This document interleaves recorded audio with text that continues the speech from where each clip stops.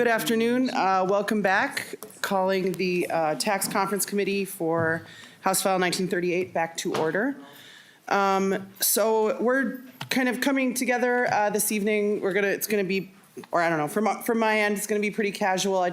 We both have, we've exchanged substantive offers today. And so just wanted to walk through some of what we have and then give the Senate a chance to walk through some of what they have, Madam Chair, if that makes sense. Absolutely. Great, thank you. Okay, so I think we'll just get into it. There are a few documents I just want to orient us to. So as I talk about our bill, I'm going to be on a spreadsheet that says House Offer Number 2 at the top. It's a little confusing because that says House Offer Number 2. It's not and then really that. When we get into the side-by-side, it refers to it as House Offer Number 1, but whatever, we're going to make it work. It's all the numbers are the same, I swear. So as I talk about the House bill, we're going to be on the sheet that's just our bill. So in the top right-hand corner, it says 5/12/2023, 11:30 p.m. So that's just so folks know what I'm talking about when I run through some of the provisions line by line. Madam Chair, yeah. I wonder, for basis of comparison, if we could do it topic by topic, like you present your conferees' attitudes and proposals with regard to the individual income tax, and then we say how we were doing it, and then go on to another topic rather than doing it all the way through. So Would that work or not? what I think I'd like to do, because my initial thing, I just have my lines highlighted. It's going to be pretty quick. It's like 9 things maybe total, and then maybe we can do, if you think there's still need for kind of comparison. Because here's my only, I just didn't I didn't like transfer my notes from the House Offer Number 2 to the side-by-side. It's going to be pretty simple to do, I think, but. It's just. Madam Chair.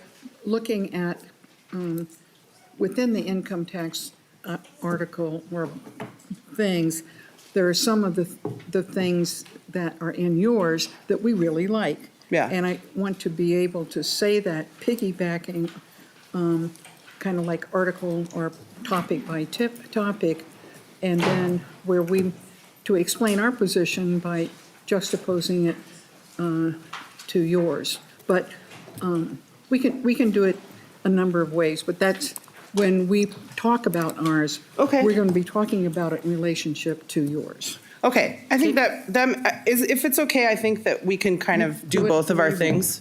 It's fine. Okay, so like I said, I'll be pretty quick here.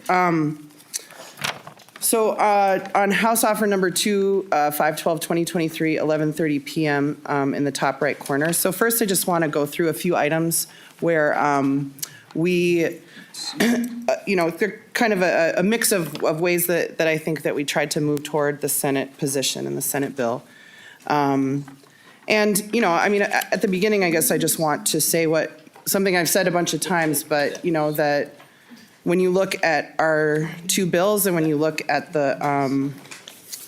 especially when, I really appreciate the point you're making, Senator Russ, because it is like, looking at them side by side is good. But as you look through them, you will see that alignment that we've both been talking about over the days that we've been together. And you'll see the values that we all share kind of woven through these spreadsheets that are in front of you.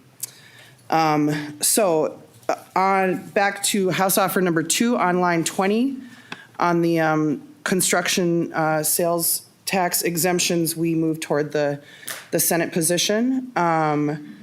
Line 23, the sales to nonprofit blood centers, we took the Senate position on that. Line 29 is the political contribution refund. We took the Senate's position on that. Line 40 is the homestead market value exclusion. We moved toward the Senate on that. And then on the back page, line 66 is the public safety aid. We that was something that was not in the initial House bill that we passed off the floor, and we brought in a small position on that. So to me, there are just like a few things that I want to draw our attention to that that we think are really important in the House bill, and that we want just kind of there to be more discussion about. And first, I want to talk about some of the work that we do here and some of the work we support here on the housing front. So line 25 is the mortgage and deed tax, which is dedicated to a workforce housing development account. This is an item that will go directly to address the issue of the lack of availability of affordable homeownership opportunities across the state of Minnesota. So we know that, we have one of the deepest racial homeownership gaps in the country. We're in the top 5, I believe. I'm looking at Representative Agbaje because she's done a ton of work on this as the vice chair of the Housing Committee. And part of the challenge is that, in the current economy, and we've talked in this space and certainly in Chair Lissagard's committee all year about the valuation and increase in home prices that we're seeing. And so, part of the challenge in the current market with addressing the racial homeownership gap in Minnesota is the lack of availability of affordable homeownership opportunities. And so line 25 creates this fund that would help support efforts like Community Land Trust, Habitat for Humanity, some of these entities that bring the cost. They bring subsidy in some cases of the Community Land Trust. They bring some subsidy to the cost to a home to offset the cost of it, or with Habitat for Humanity because they're able to bring some of the labor or to kind of bring down the cost of home ownership. So that's one piece. Also on housing, if you go down to lines 55 and 56, 55 is doubles the local homeless prevention aid and adds a tribal nation earmark. This is aid to counties.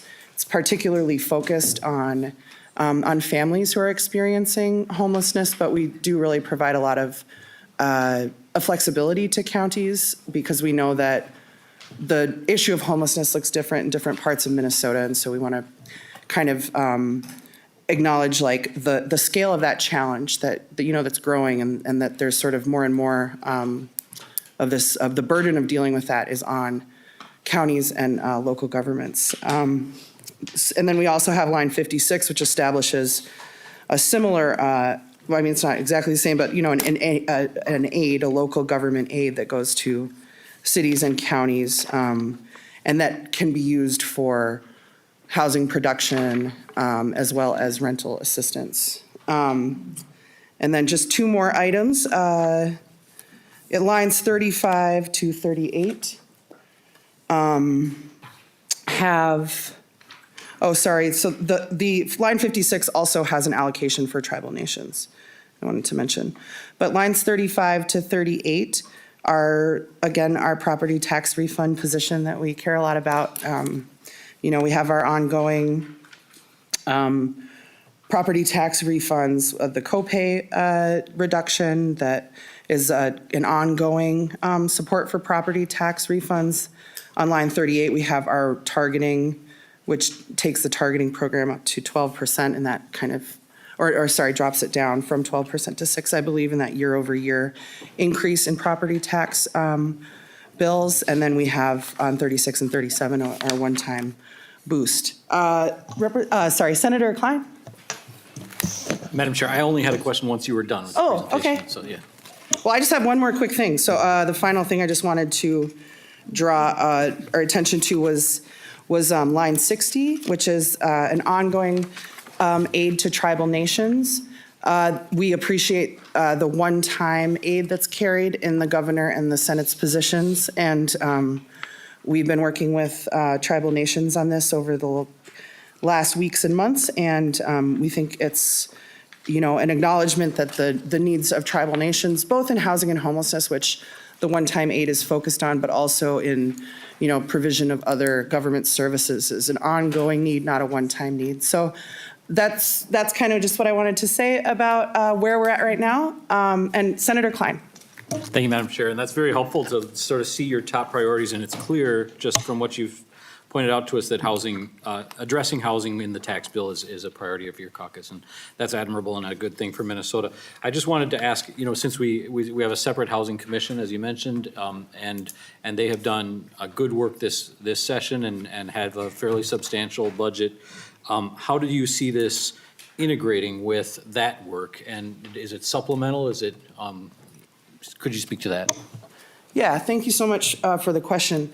On that, I want to go first to talk about line 56, which is the local affordable housing aid program.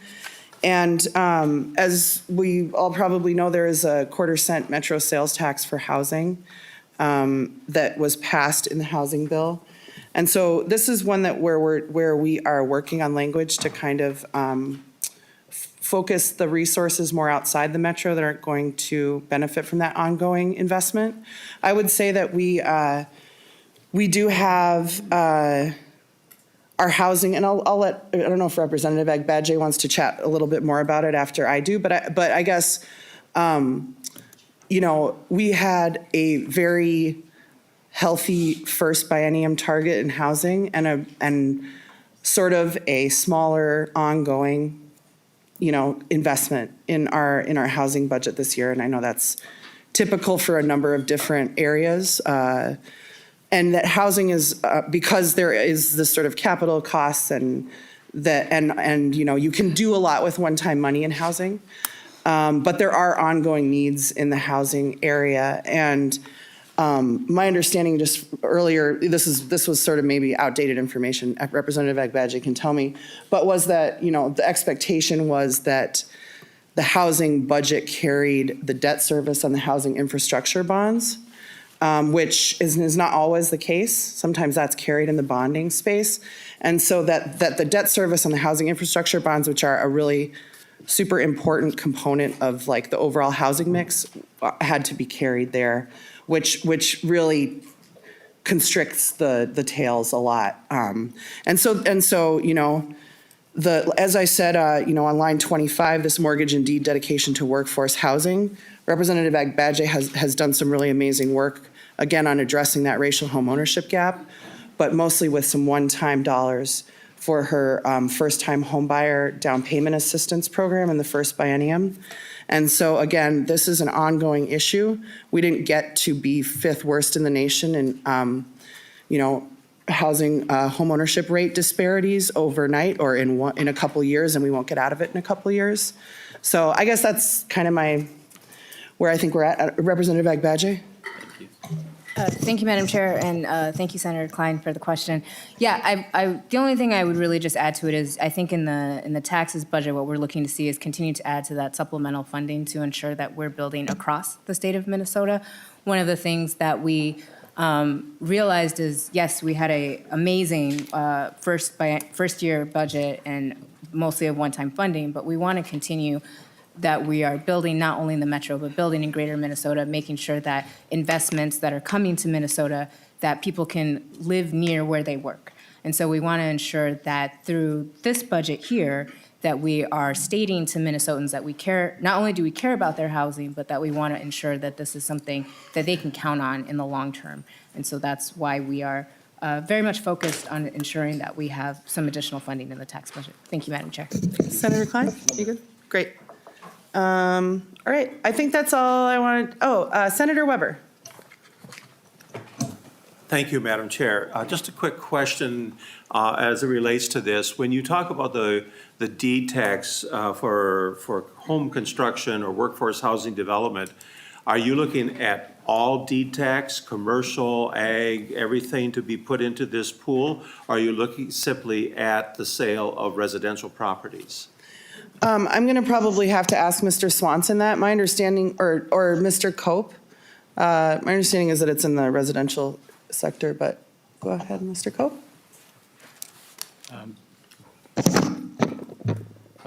Madam Chair, members, Justin Cope, House Research. The deed tax doesn't distinguish between the types of property. I'm not sure if I'm understanding your question correctly, Senator. Senator Weber?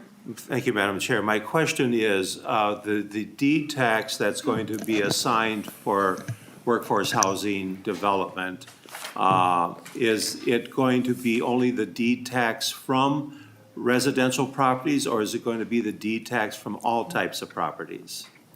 Can I just, so there have been previous versions of this bill that like captured the increment in the mortgage and deed. This is sort of an allocation that doesn't depend on the change, or doesn't change based on the change in collections.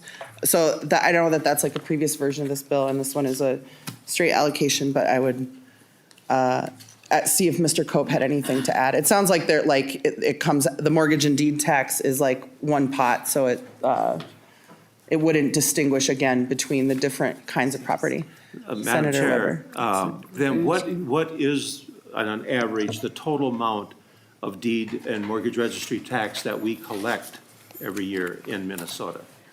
Oh, my little blue book. I think other people are digging for their little blue books right now. So whoever has their little blue book can answer that question. I'm seeing Ms. Templin grabbed hers quickest. So whenever you're ready, Ms. Templin, we got to find it on the index. Oh. Thank you. Madam Chair, mortgage registry taxes, the total collections in fiscal year '21 were $246 million. And for deed transfer taxes, total collections in fiscal '21 were $164 million. Senator Weber? So the amounts that you have listed here then, Madam Chair, are a allocation out of the total monies received every year then at that point? That's correct, Senator Weber. All right, thank you. Thank you. Is there any further questions or discussion before I turn it over to the chair? Not seeing any.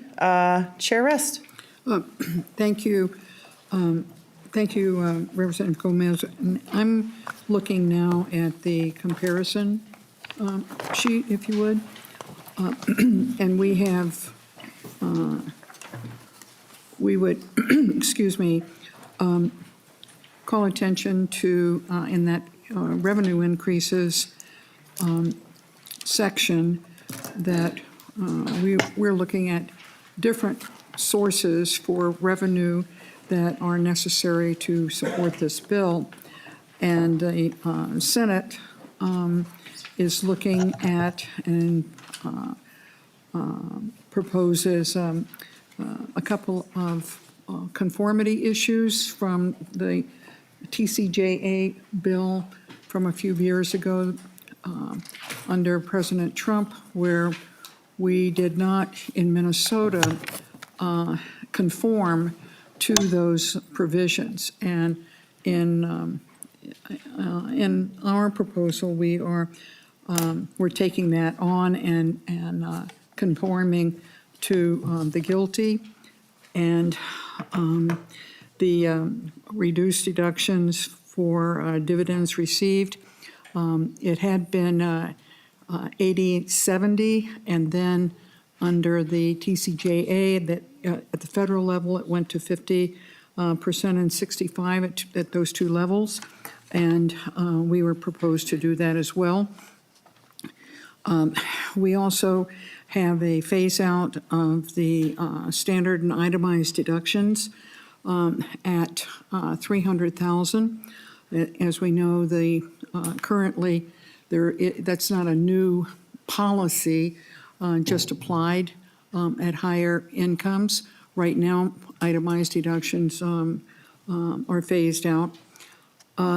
And then also looking at net investment income, we had that discussion on the floor of the Senate when one of our members was suggesting using the net investment income to move toward 100% reduction in the tax on Social Security benefits. Certainly, we need to be sensitive to the type of investment income that is capital gains, and If you look at line 20, we are particularly sensitive to that, applying the rate that we have at net investment income of $1 million or above, but not including agricultural land sales. So this would not be applied to capital gains for in the agricultural community. And it would be effective, excuse me, in tax year 25. So it's in the second biennium. In our individual income tax, we support the governor's child tax credit as opposed to the combined child tax credit and working family credit that you folks have. And we also, excuse me, have the proposal for the so-called rebate, and the way in which you're presented on the page is not in a sense side by side, but on different lines so that we can understand the different proposals.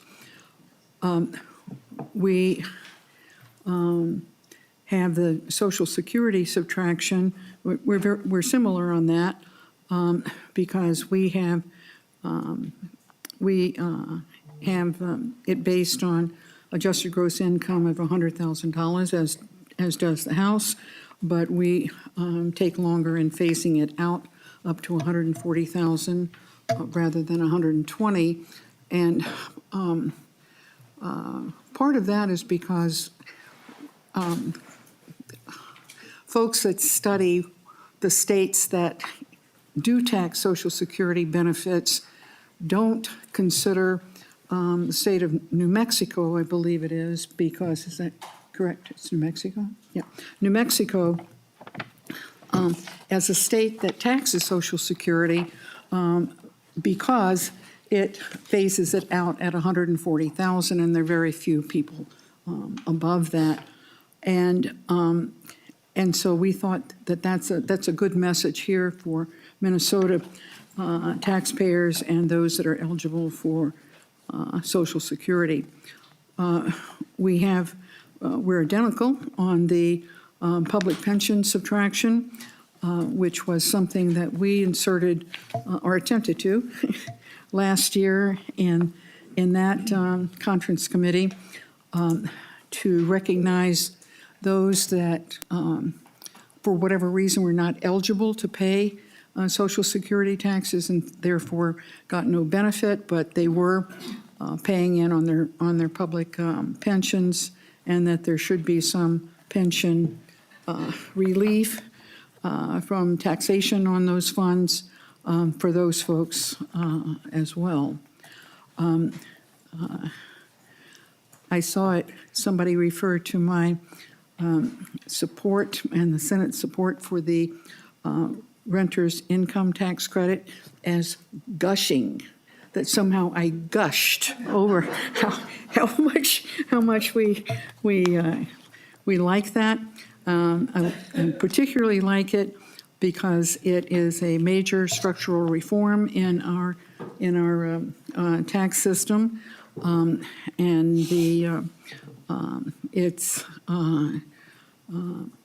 it can be administered. We have a delay on it so that we're sure that we are confident in the reliability of how we go about doing that. And that's on line 32. And another thing that a lot of the issues about the renter's credit is the lack of participation by those who are eligible. And by moving it to a credit on an income tax return, some of the cost of that is because more people who are eligible for it are going to take advantage of it. And I think that's a great benefit when we have a structural reform presented to us, if that is going to be a result of it. On line 33, we are supporting the House position with regard to the Child Independent Care Credit as opposed to that of the governor. So our line there is equal to that of the House. On the K-12 education credit, we are similar, as you can tell by the comparison there, and I believe that the difference is the level of income. Rather than, I think ours is at 70,000 and yours, the governor's was at 59, and I think yours was somewhere in between. So that's very, very, very similar and can easily be adjusted to account for the difference in the two offers. We looked to, and you don't have this, and we really would encourage you to consider continuing the Angel tax credit, and we are proposing that at 20 million. You have it within your combined credit, working family credit, and the child tax credit for providing for I-10 filers. We have it just separately for the working family credit because we do not have that combined approach. Interestingly enough, or at least I think for some of us on the line 40 and the political contribution refund, we have the same. We still are having some discussions with the Elections Committee about exactly where that's going to be carried, and we brought it into. I serve on the Elections Committee and volunteered to bring that bill into the Tax Committee, and so that's why it becomes part of our becomes part of our offer. We also, both of us have some provisions for the beginning farmer credit. Yours is a bit higher than ours, but I think if we agree on that is an important program, and for us that is Senator Putnam's. I think we can probably find an accommodation somewhere for that. We heard Senator Weber's bill on the short line construction credit, and I think that that's a worthy investment for our for the short line railroads that we have in Minnesota. We're the same on the manufactured home park credit to cooperatives. I'm also on the housing committee, and there is a relationship between the incentives that were given to owners of parks with regard to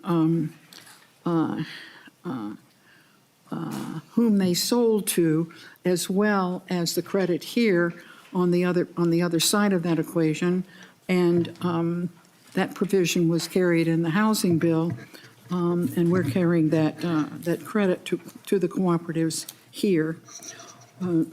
We also have an identical number for the film production credit, and we know that we need a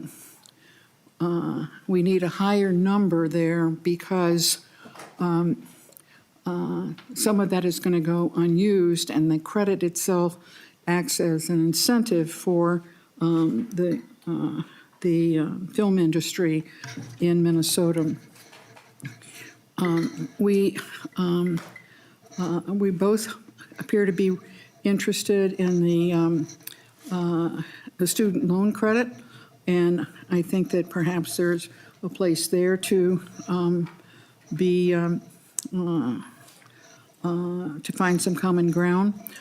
We also have a provision that you don't have in modifying the definition of a resident trust. And we also change the way in which non-residents who work here would be taxed. Right now, there's a threshold, I believe it's of $12,000 a year, and then after that, non-residents are taxed on that income for Minnesota. But other states have count the number of days that you work in a state, and that seems to be a much better, simpler, easier to calculate, easier to audit way of going about taxing non-residents who earn their income in Minnesota.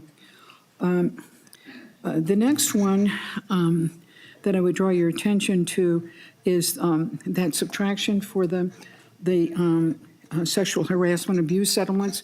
We understand that that's, we thought it was being carried in the money was being carried in Labor Committee, or that conference committee.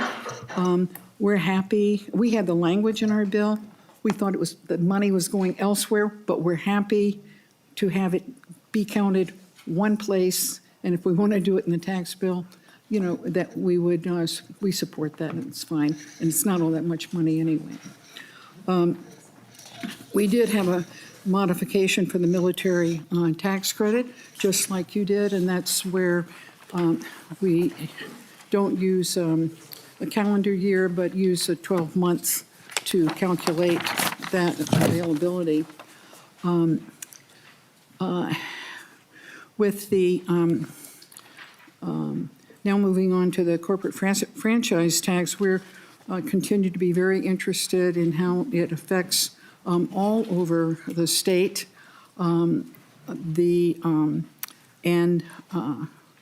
We are reinstating it because it was sunsetted in 2022, and then we have language that reinstates it, and then that funds it. On our sales tax exemptions, we have presented those to you previously, and they're no different here. They are for construction projects. We have different ones than you do with regard to, we do include Beltrami, and I don't know where that other one went to, but Beltrami and so forth.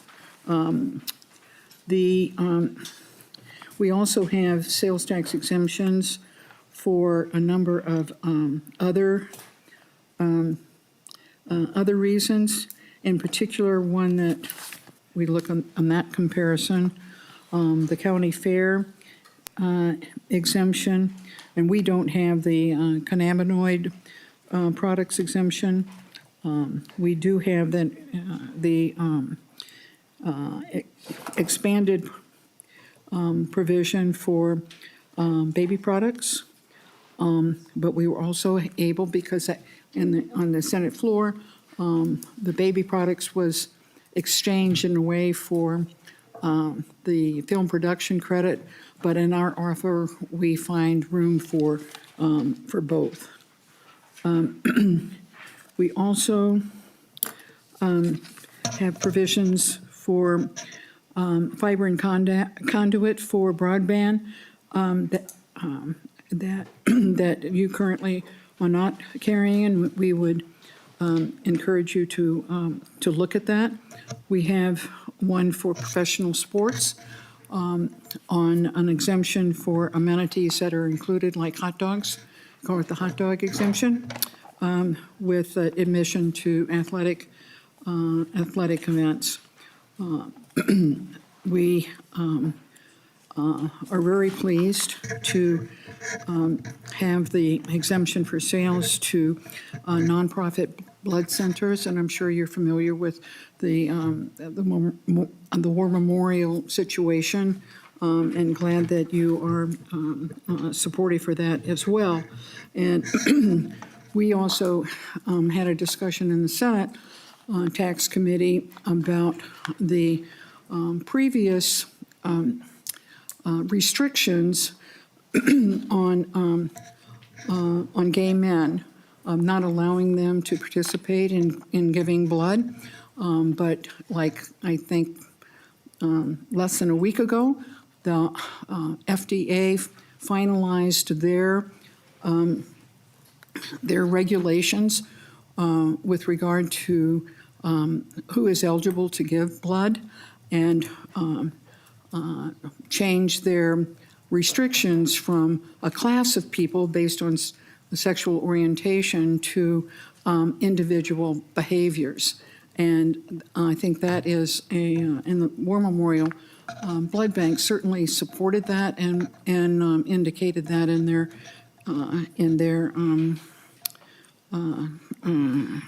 their testimony to us. We also were impressed with the snowmobile club's expansion, and are supporting that. And then both of us have the polar vortex exemption and made that retroactive. We do not have the other revenue changes that you just described. And we both did on line 109, the repeal of the $50 fee for the payment agreement plan, so that's no longer there. And then we've already adopted the minerals article, and there is an impact there, and it's identical in both bills. We are very appreciative that the House is moved from zero. They didn't have that provision at all on public safety aid, and we brought it into our bill in the Senate at $300 million one-time money. Senator Gustafson made remarks to us yesterday about the work that she and Senator Latz and Representative Frazier have done, and you had inquired about the guardrails and the language of the guardrails, and we sent you their recommended language in an amendment to the provision as it is in our bill, and then and we would support those guardrails regardless of how much money went into the public safety aid, but we're extremely committed to the level that we have at 300 million. You described your tribal nations aid. We had gone into the next line in 119, again. We had taken the governor's recommendation on CPA and LGA at 40 million, but this is that type of aid. It's general government aid, I would call it, local government aid. Certainly, we hope it's used to reduce property taxes, but we know it also is distributed based on the needs of both the counties and individual cities. And we raise that from 40 million to, let's see, well, we kept adding to it. So you can see where we're, every time we thought, well, if we saved a little money here, we can put some more into LGA and CPA, and we know that our members are extremely supportive of that. Some of the rest of the things there are pretty local. On 125, we are very sympathetic to the city of Wyndham and Senator Weber's constituency with regard to the challenge of losing their pork producing plant, hoping that it stays in operation, but know that there's some challenges to that happening, and also to make sure that a housing project there, buildings, apartment buildings, which are kind of halfway in the process of being built, can continue. And appreciate Commissioner Marquardt, the interest of the governor's office in helping the city of Wyndham in their hour of need. We also, I think you can see on line 127, we moved from a 25-cent increase for PILT into a provision that looks a whole lot more like the House provisions. We also are sympathetic to the SWCAD aid and came in higher than we had been in our bill. There are some other, we don't do the homeless aid or the affordable housing aid, and we're certainly interested in all those housing issues, but believe that those kinds of aid programs belong in the housing bill and not in the tax bill. We also did not do the kind of property tax refunds that you have, although we're certainly interested in them, and in particular because they're going to individuals. The aid is going directly to individuals, and appreciate that you used one-time money to support those programs. We don't have it in our bill, but I really like the money that you are suggesting to provide for the VITA programs and taxpayer assistance. And as a former VITA volunteer and manager of a site, that is, it's really important when the Department of Revenue in particular enthusiastically supports those centers, and in particular the training of the people that are volunteer there. We made some property tax changes with regard to the homestead market value exclusions, a bit different than yours, but than how you're approaching that in above. But we think that's an important move to be making this this time, this year. We certainly have the transition aid for 4D and lines 144 and 45, and we look forward to more discussion about paying attention to some of the cautions you have about the 4D program that you have brought up, and are prepared to offer some provisions that put more guardrails into that program that we hope will gain your support. The other things that are on the comparison are not down until you get to line 159 and 160 are different. We believe that we should be making the changes in the SCORE grants and are supporting that strongly. And we also hope you'll take a look at it, moving that so that we get started on some progress on those grants over time, and we have 10% and then 20% and 30% for FY26 and ongoing. And then one of the other programs that we brought over from the Housing Committee was to provide, which would be the first time, and we think only state that provides local election expense reimbursements. Across the country and in Minnesota, local governments are expected and must pay for the administration of elections. And in the Housing Committee, we felt very strongly that that should be a shared expense to some extent. And so we included a program there that will be administered through the Secretary of State's office. Then on the at the end of it are just some interactions things, and it all depends on what provision earlier in this side by side, whether they affect the Senate or the House proposal.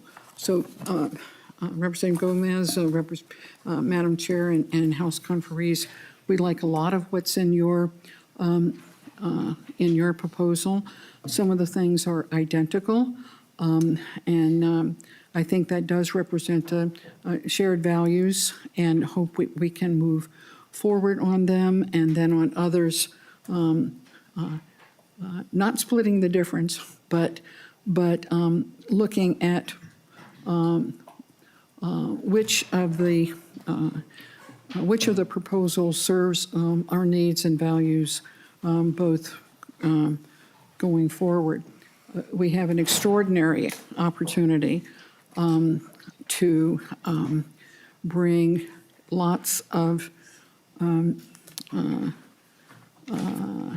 tax relief to Minnesota taxpayers that we have never been able to do before, and it behooves us to be careful and to be prudent and to make the most of this wonderful surplus that we have to benefit our constituents.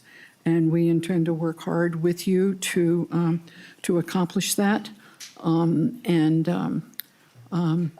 am very sure that we'll be able to do a good job in that. And I also want to express the Senate conferees' appreciation for Commissioner Marquardt and Ms. Bayers in the advice that they've been giving to both bodies' conferees, and because we think that represents a partnership with the governor's office and the legislature, and look forward to a very, very successful tax bill that provides extraordinary relief and investment too. Some of these tax relief things are they're not just spending. They're investments. They're investments in Minnesota families. They're investments in our children and in our local governments, and we are extremely proud to be part of that effort. Thank you, Representative Gomez, Madam Chair. All right, thank you so much for that, Madam Chair. I feel like you closed us out beautifully. Couldn't have said it better myself. I think, yeah, like I said, we have a lot of agreement, and I think we're making good progress. So I appreciate everybody's work. I know it takes a lot of work on behalf of all of our staffs who've been here like around the clock, and all of our conferees, and of course our partners at Department of Revenue and in the governor's office. We really appreciate it. Chair Listlegard, did you have anything you wanted to add? Thank you, Madam Chair. I just wanted to thank both chairs for your willingness in bringing people together. I do think that as this bill evolves, it is shaping up to be an incredible document that's going to represent all the values that we want to contribute to people's lives. And while it's not there 100%, I think the movement that we have seen in the last 36 hours is incredible. And so I just want to thank both chairs and all the nonpartisan staff and the conferees for the time and effort. And I look forward to a conclusion that's going to improve people's lives. Thank you. Thank you, Chair Lissagard. And Chair Rest. Thank you, Representative Gomez and Representative Lissagard. We were very impressed with the level of concentration and focus on property tax relief that you managed in your division. And I think we say this often enough, even though a lot of it is one-time money and only good for 1 year, but I think we can perhaps take advantage of that in moving some of that money around in a property tax environment that can change some of it a little bit more into ongoing. And we can use one-time money to do that if we're careful. And I think we're not able, I don't think in either bill, to give very much property tax relief to businesses. But I think that we can do that in other ways. But it looks like we don't have that emphasis on property tax relief, but we really do believe in it. And we put it in moving up on the LGA to much closer to where you are, and away from where the governor's level was. And we're particularly concerned in the provisions that Senator Weber had with the valuation exclusions, and that are hitting a lot of homeowners whose valuations rose, and they say back to us, and I didn't do anything, I just lived in my house. And but they are finding their property taxes are getting out of control. So we like that, and the special targeting program refund, improving on that's Senator Klein's bill. I think we're making some real progress here, and I'm happy to be part of it. Excellent. And so I think we're ready to adjourn, but I don't know, we discussed meeting tomorrow, so I don't know, you would have the gavel tomorrow, so I would just pass it back over to you, Chair Rest, if you have anything to share.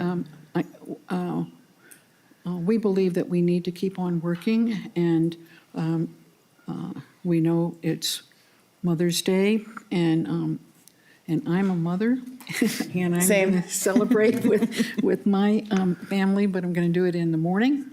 And we're thinking of coming in the early afternoon, around 1 o'clock, 1:30, something like that, to give people a chance to have dinner or go to church or whatever. And then we'll work and see if we can make more progress in the afternoon. All right, sounds good. Thanks for that update, and thanks everyone for being here. With that, we are adjourned. This is fun. Yeah, I mean, if you look at the areas on the side by side that she said were her priorities, they're all like housing and tribal.